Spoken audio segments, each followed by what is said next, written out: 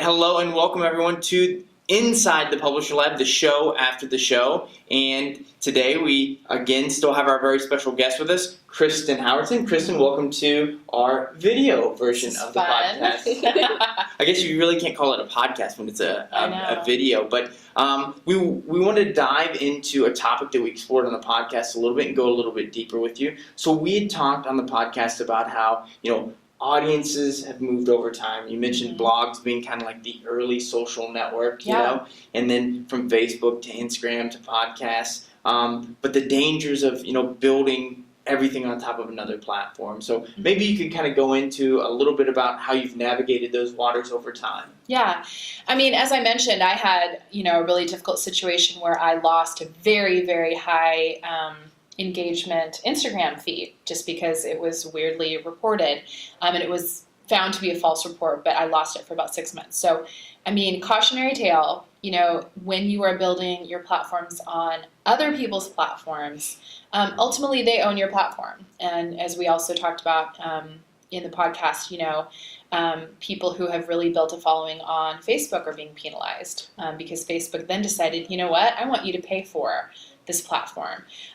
So, it is super important to always be building on your own blog, to always be pushing back, whether it's a blog, a website, an entity that you own. You own a blog, you own a newsletter, and you can own a podcast. And those can remain your own platforms that no one can decide that you have to charge for or that they're going to edit or they're going to remove. And so I do think it's important for people to be investing always in a platform that's their own, that's owned by them. Whether it be, again, your own website, your own newsletter list, which is a great way to reach people, or a podcast. So Shelby and knows from previous episodes of the podcast, we're kind of hard on Facebook from time to time, but Facebook pages, 6-7 years ago, the reach was, I think they measured it on average as about 33% of your audience are going to reach from your Facebook page. Now it's less than 2%. It's terrible. And so if we forget sometimes, Facebook owns Instagram, as you having to go and pull back that account that was taken away. I think there's a lot of publishers right now that see Instagram as kind of like this spot where they can reach these really big audiences that are very engaged.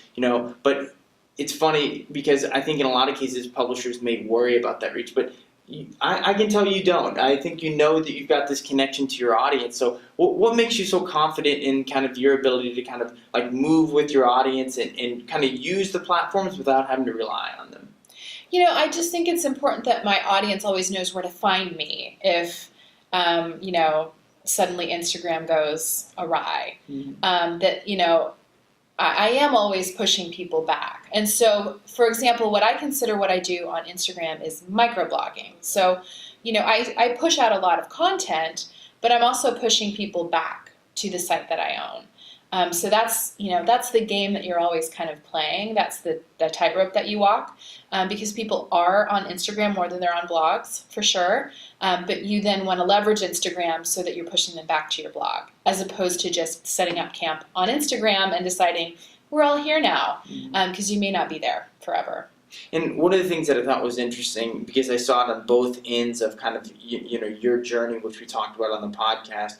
You mentioned, the blog was kind of like the first social network for you. It's where people would comment, you'd have these conversations. Yeah. And then now you said, we kind of take the full gamut of all the different platforms in between. But now you said, after the podcast, you'll have these groups of people that come and talk on Facebook, private Facebook groups. Yes. And I think, how important is creating a conversation, with your audience in terms of being able to kind of keep that kind of loyalty from them?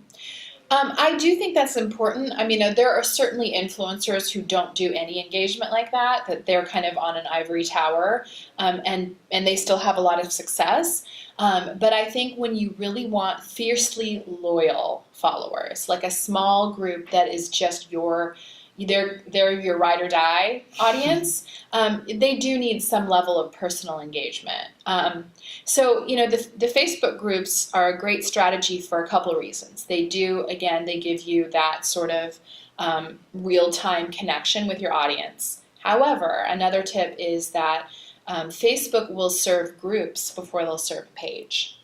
Oh wow, I didn't know that. Yes. So if I post a link, perhaps an affiliate link, since we're real talking here, on my Facebook page, that's going to be, as you mentioned, Low reach. served to about 2% of the people who follow me on Facebook. If I post it in a group, it'll be served to a much higher percentage. So groups are also a way that, influencers can be seen by the people who are actually following them. So I have been, we do a group for Selfie, which is my podcast, but then I also recently started a group for Rage Against the Minivan, just because that's really kind of the only way you can engage on Facebook these days, and really make sure that the people who want to see your stuff actually see your stuff. Yeah, and I think that that's one of the things we're always espousing on this is find ways to engage your audience and really use these platforms to kind of keep that conversation going or Yeah. keep them engaged directly to you. What advice would you give to digital publishers that have an audience but maybe feel like I would like to do more to engage them? Mm-hmm. I do think the Facebook group is one. I think a newsletter is another good one. A newsletter makes people feel like they're an insider, especially if you are giving content in the newsletter that you're not giving in other places. It's kind of a let's pull in. Like an extra little premium. for an signing up. insider. I know other bloggers who use Patreon as a way to kind of engage a smaller group. I don't do that. It's a paid service, so users have varying feelings about that. But yeah, I think those are probably the best ways, a Facebook group and a newsletter, to really kind of huddle in your audience. Well, that's awesome. Well, thank you again for joining us on the podcast. If you haven't had a chance to listen to the podcast we did with Kristen, she goes into depth about kind of not just your journey, but kind of like the lessons learned along the way. So I mean, personally, I think if you're a content creator and you're interested in engaging your audience, there's a lot of really good tips that are in there for our folks to listen to. Shelby, anything else? No, that's all. Thanks for listening to the show after the show. We'll see you next time on Inside the Publisher Lab.